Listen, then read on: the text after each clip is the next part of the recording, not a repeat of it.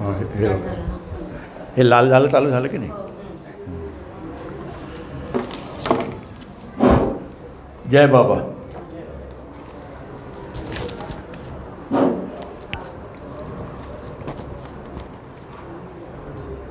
Ten states of God.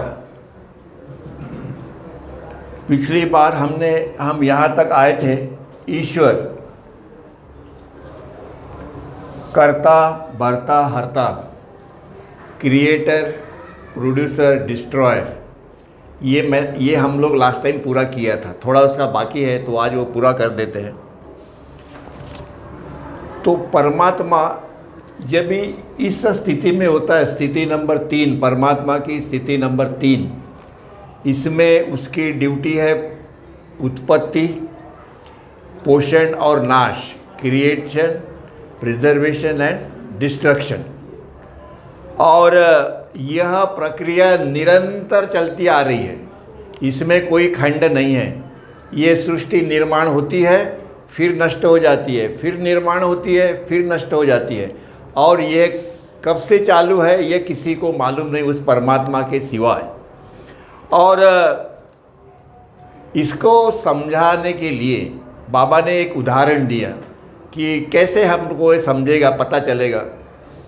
तो बाबा बोलते हैं कि सोचो कि ये तुम्हारा शरीर जो है यह परमात्मा है, यह तुम्हारा शरीर जो है यह ईश्वर है.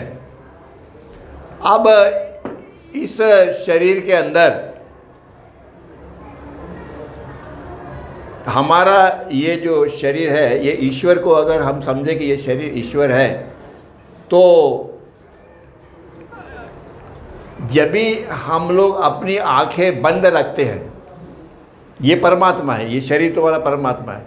तो परमात्मा जब भी अपनी आंख बंद रखता है तो क्या होता है? बाबा बोलते क्या होता है?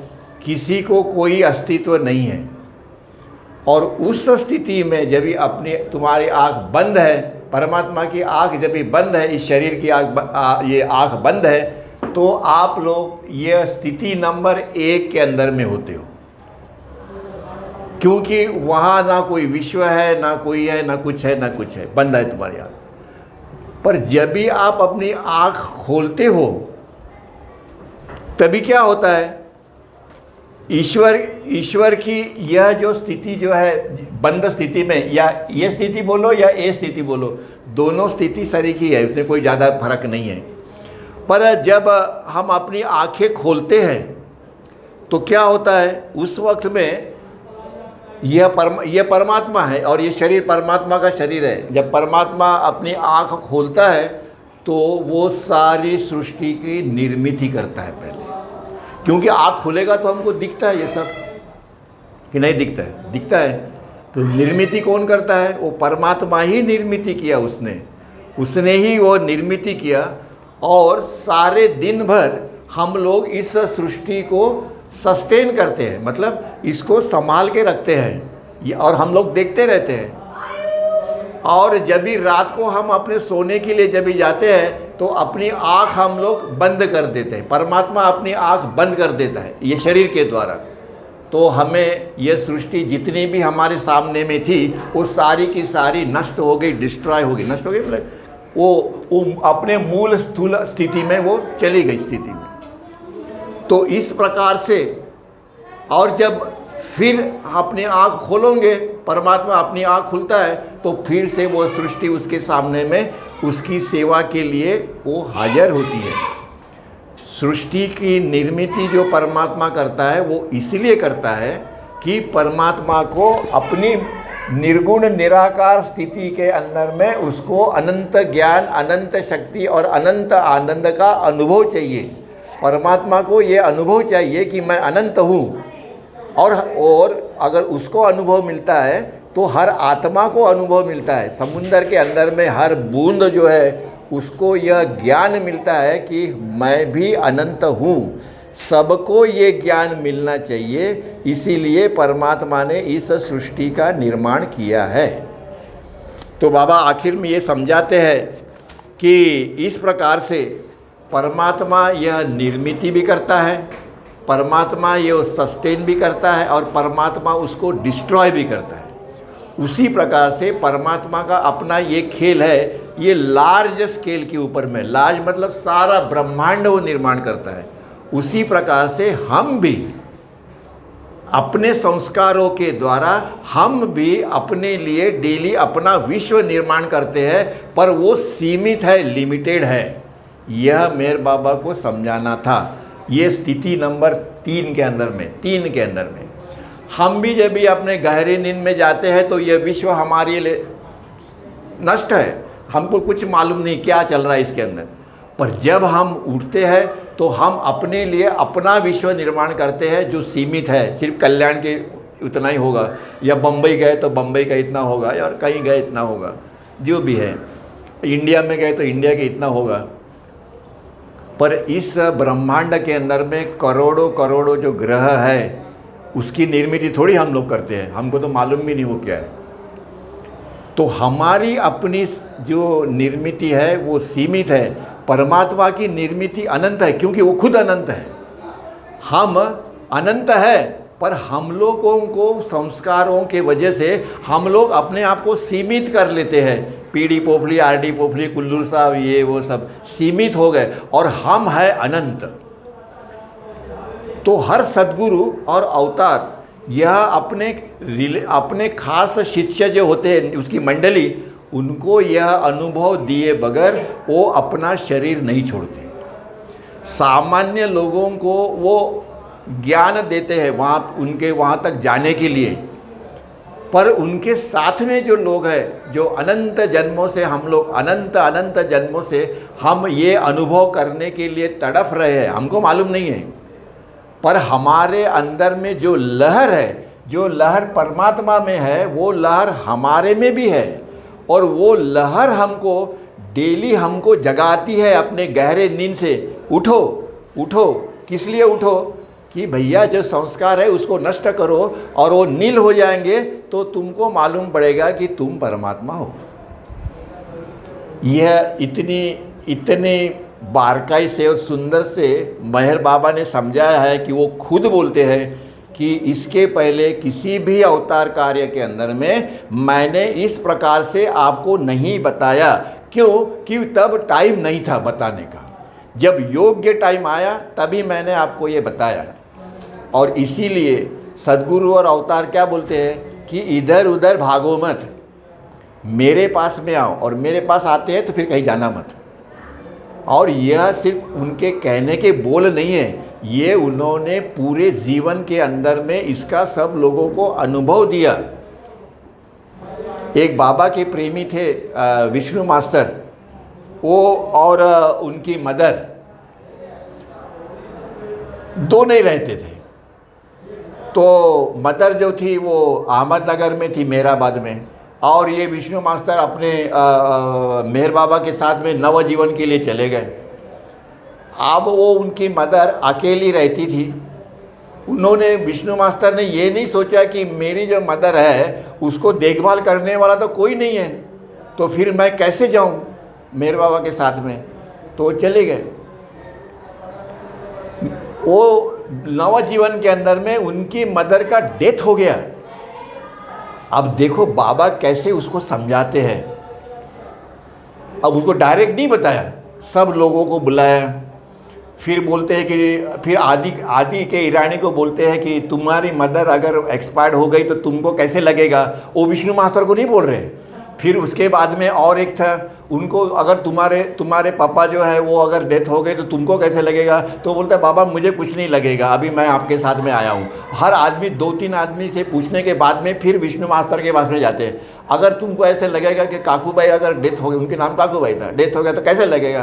तो बोलता है क्या लगने का है बाबा, जो होने का है वो तो हो गई, मैं तो कुछ नहीं कर सकता, जो है वो सब आपके हाथ में है। तो बाबा धीरे से उसको बताते हैं कि कल मुझे टेलीग्राम मिला था, और मैं आज सवेरे, कल रात को 11:30 बजे टेलीग्राम मिला, आप सब लोग सो गए थे, मैंने आज सवेरे आपको ये बात बताई। तो उसके चेहरे पे कोई सुख नहीं, दुख नहीं, कुछ नहीं, अपनी साइकिल उठाई और मार्केटिंग के लिए चला गया। वो कहने का मतलब ये है कि सद्गुरु और अवतार अपने को कैसे ट्रेंड करते हैं, उनके पास जाने के क्या फ़ायदे हैं, और क्यों ये बार बार हमको कहा जाता है कि सद्गुरु को ढूंढो, सद्गुरु को ढूंढो, उनके पास में जाओ? क्यों? इसलिए कि आपको इस सारे विश्व से जो मायावी है, भ्रामक है, जो इल्यूजन है, इसमें से आपको बाहर निकालने के लिए उस अवतार और सद्गुरु को कितने कष्ट सहन करने पड़े, इसकी हमको कोई कल्पना नहीं। सभी सद्गुरु, वो तुकाराम महाराज हो, ज्ञानेश्वर हो, रामदास स्वामी हो, साईं बाबा हो, उपासनी महाराज हो, जो भी है, साईं बाबा को 40 दिन तक डिसेंट्री थी, 40 डेज। अपनी 2-4 दिन रहती, एक दिन रहती तो अपन सब पूरा वीकनेस आ जाता है। Continuously for his universal work.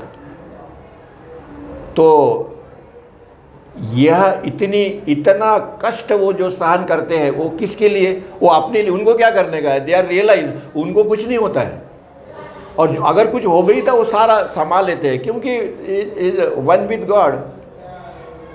पर वो हमारे लिए इतना कष्ट लेते हैं और हम उनके तरफ में देखते भी नहीं। बोलते तुम अगर जब भी गॉड स्पीक्स पढ़ोगे तो तुमको ये तो लगेगा कि मैं परमात्मा हूँ, पर ये तुम्हारी समझ है, इंटेलेक्चुअल अंडरस्टैंडिंग है, ये तुम्हारा अनुभव नहीं है। और अनुभव के लिए तुमको मेरे ही पास आना पड़ेगा। हमने ये गॉड स्पीक्स पढ़ा, किस लिए पढ़ा, इसका महत्व क्या है, वो खुद बताते। इसका महत्व ये है कि आपको ये पढ़ने के बाद में ये मालूम पड़ेगा कि ये बात सही है कि जैसे परमात्मा अनंत है वैसे मैं भी अनंत हूँ। वो बाकी के आगे में उन्हें समझाया है, वो हम देखेंगे। और यह अनुभव आप लोगों को भी हो, जो अनुभव बोलते मुझे है वो आप लोगों को भी हो। इसके लिए मैंने ये जो बताया है सब पूरा डिटेल, इसका रीज़न यही है कि आपको इंटेलेक्चुअली बौद्धिक ज्ञान जरूर होगा, वो अंडरस्टैंडिंग होगा, वो समझ आपको आएगी कि सही में हम ये नहीं है जो हम लोग देख रहे हैं। और इसके ये अंडरस्टैंडिंग आने के लिए हम लोगों ने लाखों जन्म गंवा दी, लाखों। इसके बावजूद भी ये समझ हमको नहीं आई। पर जो सद्गुरु या अवतार के जो लिखते हैं, जो बताते हैं, वो ब्रह्म वाक्य होते हैं। और इसीलिए वहाँ जाके बैठना चाहिए। जब तक वहाँ जाके बैठेंगे नहीं तो कैसे पता चलेगा? यह किताब लिखने के लिए उनको 12-14 साल लग गए। धीरे धीरे लिखते थे। कहीं प्लेटफॉर्म पे अगर समझो रात को गाड़ी है और गाड़ी देर है 2 घंटा, तो एरज को बोलते थे आओ जरा लिख ले थोड़ा सा, फिर आओ। ऐसा करते करते कई 12 साल लग गए उसको। पर इसको अगर ध्यान से पढ़े या ध्यान से सुने हम लोग इसको, तो हमको ये बात समझ में ज़रूर आती है कि हम भी वही है जो सद्गुरु और अवतार है। पर हमें उसका ज्ञान नहीं है। हमें उसकी समझ है, बौद्धिक समझ है, पर हमको उसका ज्ञान नहीं है। तो उसके लिए मेहर बाबा ने एक उदाहरण जो दिया वो मैं बताता हूँ, और उसके बाद में फिर हम लोग परमात्मा की स्टेट नंबर 4, चौथी स्थिति, यह तीसरी स्थिति खत्म हो गई।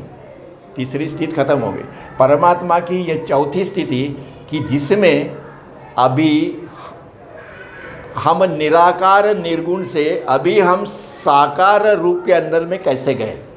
पहले गैस में थे, फिर उसके बाद में हम लोग स्टोन फॉर्म में आ गए, फिर वेजिटेबल, ये वो सब सारे अध्यात्म के अंदर में इसको समझाते टाइम जो भी पीछे के ग्रंथ है उसमें ये दिया है कि सतगुण, रजगुण एंड तमगुण।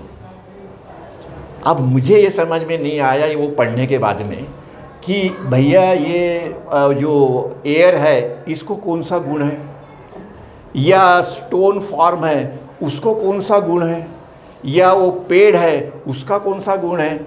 उस स्टोन में भी हम हैं, वो पेड़ में भी हम हैं, कीड़ा मकोड़े मूंगी इनमें कौन से गुण हैं। पर जो उन्होंने बताया वो सही है। उन्होंने मानव रूप के अंदर में जो गुण है 3 वो उन्होंने बताया, पर उसके पहले जो है वो नहीं बताया। इसलिए मेहर बाबा का अपना कहना जो है कि सारा मेहर बाबा का अध्यात्म किसके ऊपर में है, वो है संस्कार, इम्प्रेशंस। इम्प्रेशंस यहाँ पे भी है, गैस फॉर्म में भी है, दगड़ में भी है, पशु पक्षी में भी है, वेजिटेबल में है, वाटर में भी है, सब में है ये इम्प्रेशंस। पर जो हमने पढ़ा वो भी सही है, क्योंकि हमको अगर पढ़ना है तो इस दृष्टिकोण से पढ़ना चाहिए, वो भी सही है और ये भी सही है, हमको समझना चाहिए। उस वक्त में जो परिस्थिति थी, जैसे लोगों की चेतना का विकास हुआ था, जैसे सृष्टि थी, उस हिसाब से वहाँ पे सद्गुरु और अवतार ने उसको समझाया है। दैट इज करेक्ट है। मानव जाति के इसमें वो 3 गुण है, ओके ठीक है। पर हमको अगर संस्कार लेस जब तक हम लोग नहीं होंगे, तब तक हमको परमात्मा के दर्शन नहीं है, परमात्मा से हम एक रूप नहीं हो सकते। अब उसका हिसाब सद्गुरु और अवतार दोनों को मालूम है,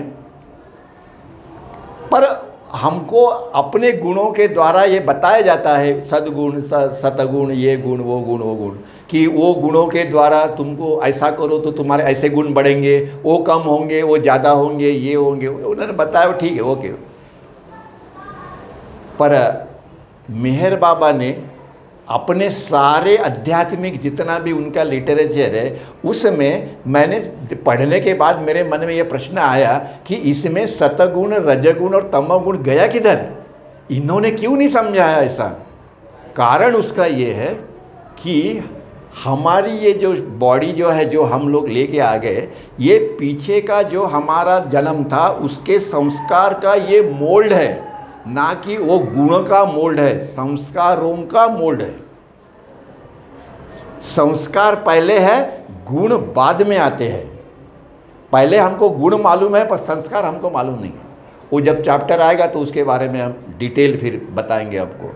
तो ये जो आज का ये जो था, ये ईश्वर के जो 3 गुण है, क्रिएशन, प्रिजर्वेशन, डिस्ट्रक्शन, इसमें हम विष्णु की पूजा करें या ब्रह्मा की करें या शंकर की करें, उनकी आराधना करें, ये करें, जो भी कुछ है वह तुमको प्राप्त तो हो जाएंगे, पर उनको किसी को कुछ देने का कोई अधिकार नहीं, कोई अधिकार। उनका कार्य क्या है? पर वो है परमात्मा ही। और अगर हमने तो प्रसन्न तो वो हो जाते हैं, पर देने वाला जो है वो सद्गुरु या अवतार दोनों ही है। उसके सिवा हमको कोई कुछ दे नहीं सकता। मान लो हमने इनकी आराधना की, ये किया, वो किया, वो प्रसन्न हो जाएंगे, ठीक हो, तुमको क्या चाहिए? जो चाहिए तो इनको बोलेंगे भैया देखो, ये दो, भेज देता हूँ इनको क्या करने का है, जो देने का है वो दे दो।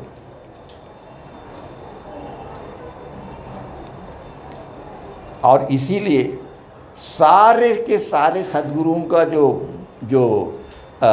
एक ही चीज़ के ऊपर में भर होता है, वो है सद्गुरु क्या देते हैं अपने शिष्यों को, भक्तों को, कि ओबीडियंस जो है, आज्ञा पालन का जो क्या बोलते हैं उसको,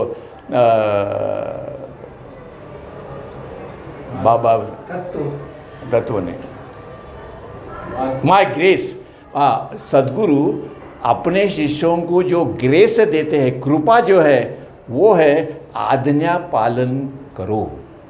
और वो तुमको वो शक्ति भी देते हैं साथ साथ, और तुमको इंटरनली स्ट्रांग भी बनाते हैं साथ साथ, ताकि तुम्हारे ऊपर में जो कुछ भी मैंने आज्ञा दूंगा उसका फुलफिलमेंट तुम्हारे द्वारा होना चाहिए। ये सद्गुरु की जवाबदारी होती है। वो खुद बोलते हैं कि तुम ये करो, और वो ये देखते हैं कि वो फुलफिल होना ही चाहिए। ये अवतार और सद्गुरु की सद्गुरु का ये कार्य है। और ये जो कृपा जो है, उनकी ग्रेस जो है, परमात्मा की ग्रेस, अवतार की ग्रेस क्या है? Love God. परमात्मा हमको वो प्रेम का सीड जो है वो अपने हृदय में बोने के लिए उनका कार्य अवतार होता है। परमात्मा वो प्रेम हमको जो देता है, बाबा बोलते वो प्रेम जो मैंने आपको दिया है उसको मैं वापस लेने के लिए आया हूँ। आपको मैंने प्रेम दिया, वो मुझे वापस कर दो। और वो रिसीव करने के लिए ये मानव रूप मैं धारण करता हूँ। हर युग के अंदर में उन्होंने यही किया है, बाकी और कुछ नहीं। प्रेम देना और प्रेम लेना। जब हम उसके पास में जाएंगे, सदगुरु या अवतार के पास में, तो हमको ये बात पक्की मालूम पड़ेगी कि जहाँ हम लोग बैठे हैं वो कोई साधारण आदमी नहीं है। क्यों? कि तुम्हारा सारा लक्ष्य, सारा कंसंट्रेशन जो है वो उसके ऊपर में रहता है। तब समझ जाने का कि यहाँ पे कुछ ना कुछ तो भी है। यह बार बार मेहर बाबा का जो बताना है, इसका महत्व क्या है, वो मैं समझा रहा था। और यहाँ पे हम लोग ये स्टेट नंबर 3 जो है वो अभी हम इसको समाप्त करते हैं, क्योंकि वो आगे बढ़ते ही जाएगा फिर। इसीलिए अब स्टेट नंबर 4 पे जाने के पहले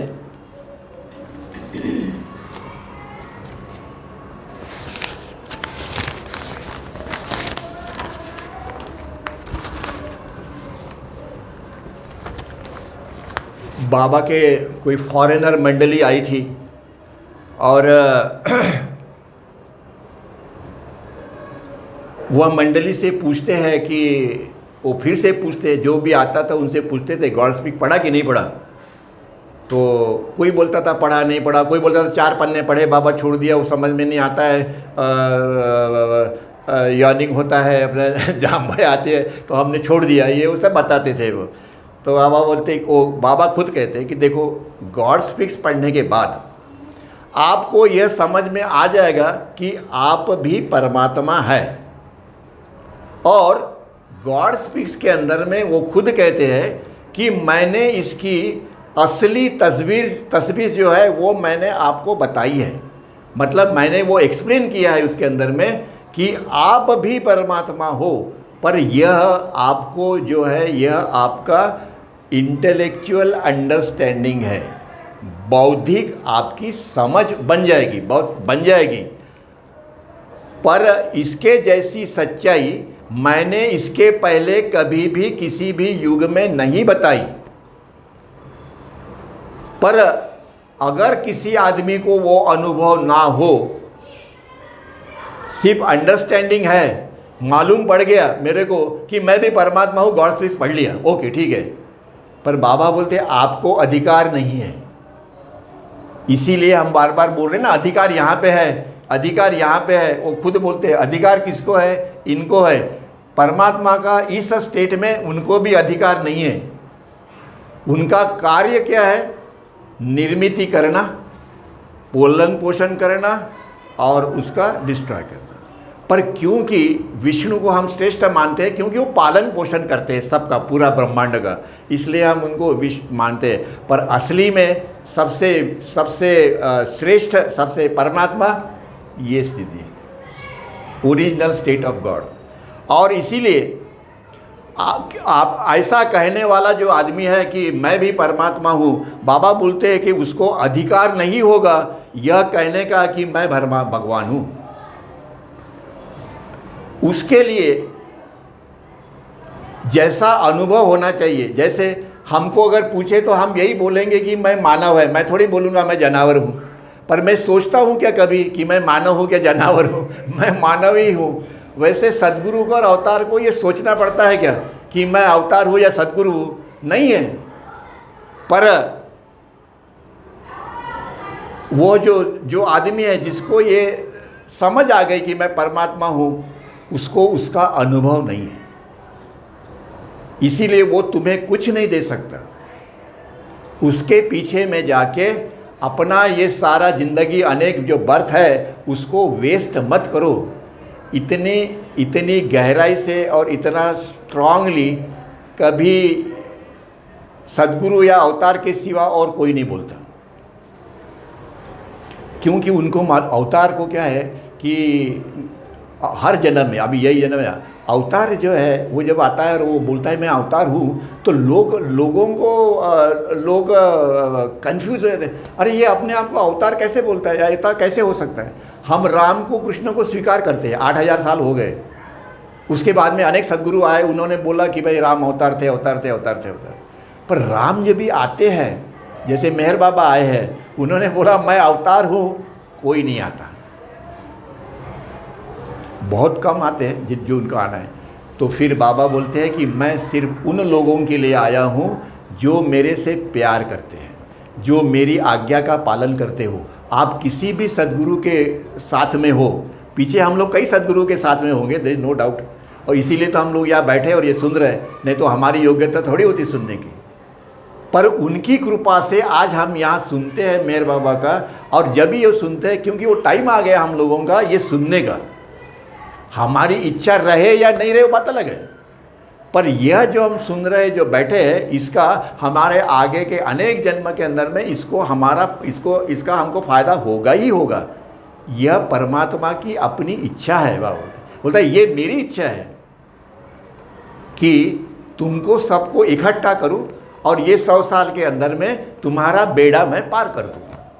मैं अपनी प्रेमी जनों के लिए आता हूँ, हालांकि मैं सारी सृष्टि के लिए आता हूँ, क्योंकि मुझे सारी सृष्टि का भार संभालना है, क्योंकि ओरिजिनल स्थिति तो उसकी वही है, ही अलोन एग्जिस्ट। इसीलिए बाबा ने जो लिखा है गॉड अलोन एग्जिस्ट, बार बार जो बताया गॉड, सिर्फ परमात्मा को ही अस्तित्व है। आप भी परमात्मा हो, आपके अंदर में भी वो अनंत अस्तित्व है, आपके अंदर में भी वो ब्लिस है। बार बार अगेन एंड अगेन सारा जो आता था, कोई भी आएगा, उस आखिर में आते किधर थे? मेरा नाम ले लेना, एक ही बार लेना चलेगा, क्योंकि उनको मालूम है कि कोई मेरा नाम एक बार लेगा तो 1000 बार लेगा जरूर, पर वो अगर वो बोले मेरा नाम 1000 बार ले तो कोई आएगा ही नहीं वहाँ पे। पर वो कोई गाएगा, बोलेगा वो महाराज अच्छा था, वो बोलता था मेरा नाम एक बार ही लो, चलो उसी के पास चलते हैं। अगर किसी ने महाराज ने बोला मेरा नाम दिन भर लेते रहो, तो बोलता है टाइम नहीं फिर भी। पर उसके पास वही जाता है जिसकी अपनी तैयारी हो गई है। इसीलिए बाबा ने ये बताया उस वक्त। आगे चलते हैं स्टेट नंबर 4। अभी कितना टाइम हो गया वो देखें और फिर आगे बढ़ते हैं। कितनी 28 झाले? हाँ वेळ आहे म्हणजे 12 मिनट आहेत। जय बाबा। अभी हम यहाँ तक और ऊपर जितना भी मैंने समझाया वो सारा का सारा निराकार निर्गुण परमात्मा के बारे में था।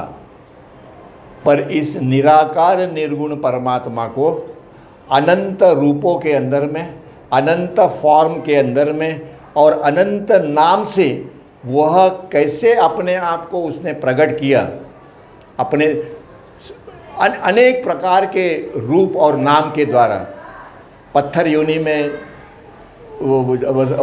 वनस्पति योनि में, सारे जो रूप जितने भी है सब उसी के रूप है और सब उसी के नाम है, जितने मनुष्य के हो, जैसे साधु संतों के हो। वो अभी हम लोग इसके बाद में जब भी आएंगे तो विषय थोड़ा सा कठिन है समझने में, पर मैंने उसको बड़ा सिंपल कर दिया, क्योंकि मुझे मालूम है इसको पढ़ने में तकलीफ़ कितनी होती है और ये पढ़ते रहेंगे तो हम लोग छोड़ देते हैं। इसलिए मैंने इसमें से बहुत कुछ था वो काट दिया। इसलिए काट दिया कि वो अगर समझाने जाएगा तो नहीं समझ में आएगा, ऐसा। इसलिए जो बहुत ही कठिन था, जो तकलीफ़ देता है, वो निकाल दिया उसमें से, क्योंकि मुझे तकलीफ़ होती है तो सबको होती होगी।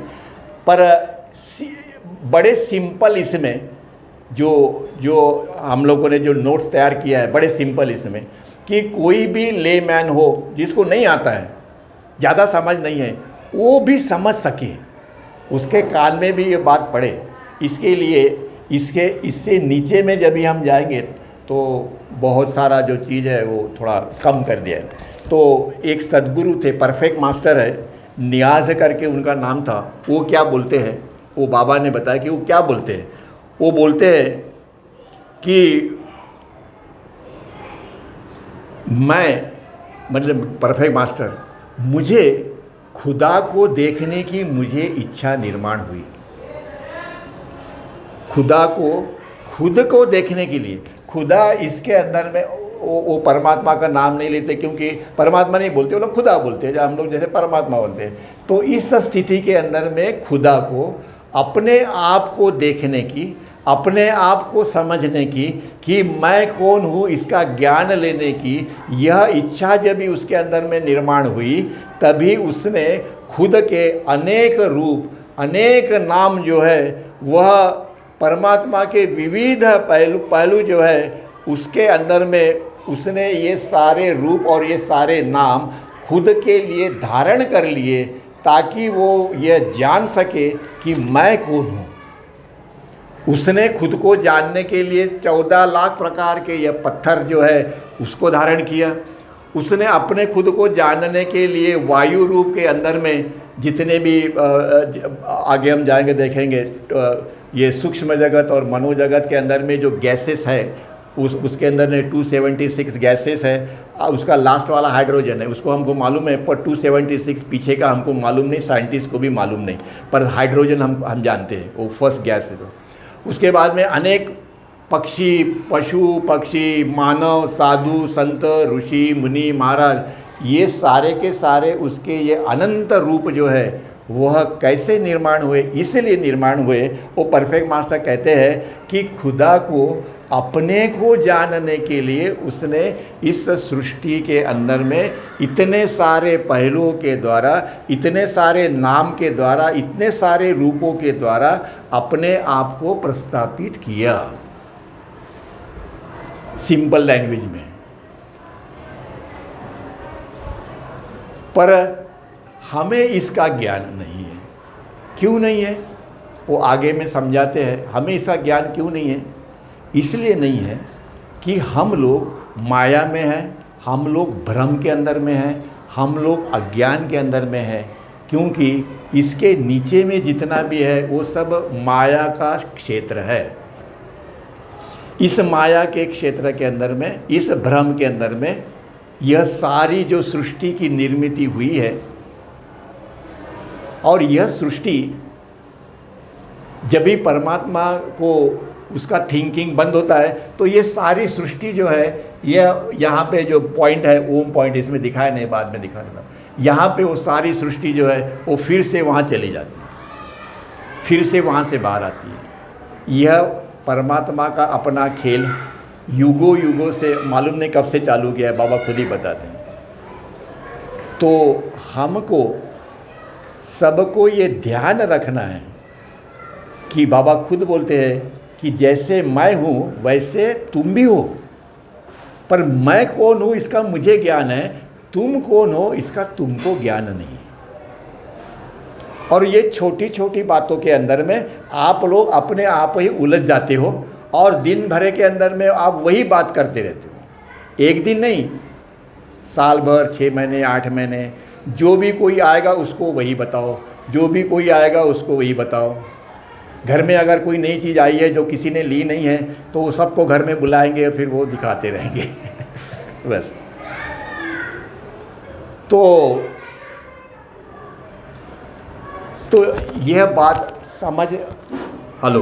यह बात समझने के लिए बाबा फिर से, बाबा का यह जो लिखाण जो है इतना मार्वलस है कि यहाँ की कोई बात अगर उनको समझानी होगी ये स्टेज के अंदर में ईश्वर की, तो वो क्या करते हैं, वो सभी यहाँ से शुरुआत करते हैं। फिर यहाँ तक तो वो पहुँच गए नो डाउट, पर उनका लिखाण का जो स्टाइल है परमात्मा की, वो कैसी रहती है देखो, कि बहुत कम इस प्रकार का पढ़ने को मिलता है कि यहाँ की अगर कुछ बातों को समझाना है ये स्थिति को, तो वो यहाँ से फिर चालू करते हैं, यहाँ पे आएंगे, यहाँ पे आएंगे, यहाँ पे आएंगे, यहाँ पे आएंगे, फिर यहाँ आ जाएंगे। अगर 5 नंबर की स्थिति, इसके बाद में 5 आई, अब 5 नंबर की स्थिति को अगर समझाना है तो फिर से यहाँ जाएंगे, डो डो डो डो करते हुए फिर यहाँ आएंगे। 7 नंबर की स्थिति है, फिर से यहाँ से चलेंगे। यह ऐसा क्यों लिखते हो? क्योंकि किसी भी किताब में इस प्रकार का ये जो वर्णन है कहीं नहीं मिलता है अपने को, कहीं नहीं। मैंने इतनी किताबें पढ़ी हुई, कहीं नहीं मिला। क्यों बोलते हैं? बार बार आपके मन के ऊपर में वो यह बात बताने की कोशिश कर रहे हैं, बार बार, अगेन एंड अगेन। क्यों? कि यहाँ आने के बाद में हम ये भूल जाते हैं सब। अगर 4 नंबर पे हम आए ना तो ये 1 2 3 नंबर हम भूल गए। तो ये पढ़ने के लिए, ये समझने के लिए वो बार फिर से इस पे आएंगे। अब 3 नंबर हमने ख़त्म किया, अब चौथे नंबर में वो क्या बोलते हैं देखो, ये समझने के लिए कि परमात्मा की अनंत अचैतन्य अवस्था, नंबर ए, ये अवस्था। अभी हम लोग तो इधर है चौथे में, अब यहाँ जाने की तो कोई ज़रूरत नहीं, इसके आगे चलेंगे नहीं। ये अवस्था में फिर क्या बोलते हैं कि परमात्मा की यह अनंत अचैतन्य अवस्था जो है, क्रमशः जो अ के अंदर में है, परमात्मा की अनंत अचैतन्य अवस्था बी के रूप में बदल जाती है और पूरी तरह से अनंत चेतना प्राप्त करती है। मतलब ये स्थिति के अंदर में जो परमात्मा की अनंत अचेतना है, वो ये स्थिति के अंदर में पूरी की पूरी चेतना बन जाती है। मतलब यहाँ पे परमात्मा अनकॉन्शियस है और यहाँ पे परमात्मा कॉन्शियस है। ये हमने पहले देखा है, 4 बार नहीं 8 बार देखा है, पर फिर भी इसके बावजूद भी हम यहाँ पहुँचे तो फिर से उन्होंने यहाँ से चालू कर दिया। यह बताना क्यों ज़रूरी है, ऐसा क्यों लिखा उन्होंने? इसलिए कि हम पीछे का पढ़ते हैं, आगे पीछे का जो भूल जाते हैं और आगे हम लोग पढ़ते हैं। पर हमारा उनका कंसंट्रेशन जो है, लिखने का जो तरीका जो है, वो इतना मार्वलस है कि अपने को ऐसे मालूम पड़ता है कि सही है। जब यहाँ पे हम आएंगे तो हम ये भूल जाएंगे, ये बात सही है। इसलिए फिर से उन्होंने जब भी चालू किया नंबर 4 स्टेट, इसके अंदर में बहुत सारा था, मैंने वो सब निकाल दिया और इतना सिंपल कर दिया कि कोई भी आदमी ये समझ जाए बात। और इसीलिए ये अवस्था नंबर ए जो है, उसको बी अवस्था के अंदर में वो बदल जाती है और पूरी तरह से वह चेतना, अनंत चेतना परमात्मा प्राप्त करता है। इसमें अनंत परमात्मा अनंत चेतना है, पर उसको कॉन्शियस नहीं है। इसके अंदर में परमात्मा कॉन्शियस है, उसको मालूम है कि मैं अनंत ज्ञान हूँ, अनंत शक्ति हूँ, अनंत आनंद हूँ, ये उसको ज्ञान है। इस स्थिति के अंदर में परमात्मा को वो ज्ञान नहीं है। ये अनंत ज्ञान, अनंत शक्ति हमारे पास में भी है, हमारे अंदर में है। इसलिए बार बार कहते हैं कि तुम्हारे परमात्मा किधर है, तो तुम्हारे अंदर में है, अंदर में है, अंदर में है। इतना हमने सुना, फिर भी अंदर में किधर है ये मालूम नहीं। पर सुना जरूर है, लाखों बार सुना परमात्मा अंदर है। अरे पर अंदर है मतलब किधर है? तो उसके तरफ में उनका ध्यान, अपना ध्यान आकर्षित करने के लिए बाबा ने ये गॉड्स फिक्स लिखा हुआ है। आगे क्या बोलते हैं फिर देखो, बाबा कहते हैं, क्योंकि वो ये सब बाबा के वर्डिंग, बाबा कहते हैं, ये समझाने के लिए बाबा ने फिर एक उपमा दी कि समझाएंगे कैसे इसको, कुछ ना कुछ तो उपमा देना ही पड़ेगा। और एनालॉजी क्या थी? बाबा कहते हैं कि कल्पना करो कि अनंत अचैतन्य परमात्मा, अनकॉन्शियस, ये सृष्टि का निर्माण होने के पहले, सृष्टि का निर्माण भी नहीं था, कुछ भी नहीं था। यहाँ पे हम अगर देखें नीचे, ये यहाँ पे, तो वहाँ पे सृष्टि का निर्माण हुआ नहीं है। स्टेट नंबर 1 में सृष्टि नहीं है। सृष्टि का निर्माण यहाँ से चालू हो गया। ईश्वर, इसने निर्माण किया, ये तो आपने देखा, इसलिए ज़्यादा उसे डिस्कस नहीं किया। और इसीलिए वो एक, आप हम सब ने एक तालाब देखा है, तालाब रहता है ना अपना, डैम रहता है, डैम। वो डैम के अंदर में पानी कैसे रहता है? शांत रहता है, उसमें वेव्स नहीं है, लहर नहीं है, उसके अंदर में शांत है बिल्कुल। पर वो डैम है, वो छोटा है। बाबा बोलते हैं कि वो जो महासागर है, उसमें पहले कोई भी लहर नहीं थी, वहाँ कोई भी ड्रॉप नहीं था, कोई भी उसमें बुलबुले नहीं थे, बबल नहीं थे। ऐसा ये महासागर जो है, उसकी तुलना मेहर बाबा इस स्थिति से करते हैं कि उसके अंदर में सृष्टि का निर्माण भी नहीं हुआ था। तो बाबा कहते हैं कि यह जो परमात्मा की जो मूल स्थिति जो है, इस 40 मिनट झाले की संपले झाले का? 20 सेकंड, अच्छा ठीक है, मैं एवढं करून संपवून टाकू बाकी. तो ये सृष्टि का निर्माण होने के पहले यह महासागर कैसा था? जो अनंत महासागर है वह मोशनलेस था, निश्चल था, और एक अनंत ऐसा महासागर था, उसके अंदर में कुछ नहीं है, ओनली ओशन। और बस इतने आता है, ऐसे बाद में कहेंगे, नहीं तो फिर वो आगे की लिंक है वो लगेगी नहीं अपने। तो इसीलिए यहाँ पे हम बंद करते हैं। तो वो समझाते हुए, उसकी उपमा देते हुए बाबा ने परमात्मा की उपमा उस महासागर से दी हुई है, और उससे ये समझाया है कि आगे में इसकी कैसी कैसी धीरे धीरे प्रगति होती गई। हमको इसको क्यों समझना है? कंटाला आता है, ज़रूर है, मेरे को मालूम है, पर आप अगर इसको पढ़ोगे किताब को तो इतना दिल लगता है इसको पढ़ने में, ऐसे लगता है कि ये किताब छोड़ो मत जब तक ये ख़त्म नहीं हो जाती। क्यों? कि इसके अंदर में परमात्मा की अनंत शक्ति जो है वो उसने डाल दी है इसके अंदर। और बोलते ये किताब दुनिया में जितने भी किताबें अभी तक निकली है और उनका जितना खप नहीं हुआ, उससे ज़्यादा ये किताब लोग पढ़ेंगे पूरे वर्ल्ड में, क्योंकि ये इंग्लिश में है कि नहीं? ब्रिटिश लोगों ने हमारे ऊपर राज क्यों किया? क्योंकि वो इंग्लिश हमको पढ़ना था, क्योंकि परमात्मा आने वाला था 200 साल के बाद में, और वो इंग्लिश में देने वाला था, हमको पढ़ना है, इसीलिए वो इंग्लिश आई है, नहीं तो कोई रीज़न नहीं, कोई रीज़न नहीं। वो काय को साले यहाँ से आ गया अननेसेसरी। जो इसीलिए वह बोलते हैं कि सारे दुनिया के अंदर में ब्रिटिश लोगों ने राज किया 70 कंट्रीज़ पे। ये परमात्मा का अपना ये है, प्लान है कि सभी लोग इसको पढ़े, और इसीलिए वो ये हुआ है। अवतार मेहर बाबा की जय। जय बाबा।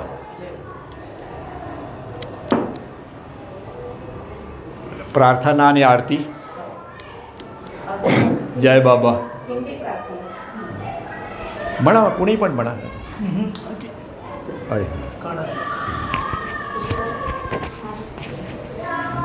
याच्यामध्ये आहे ना, याच्यामध्ये नाही का? नाही, हा ते पुस्तक घे.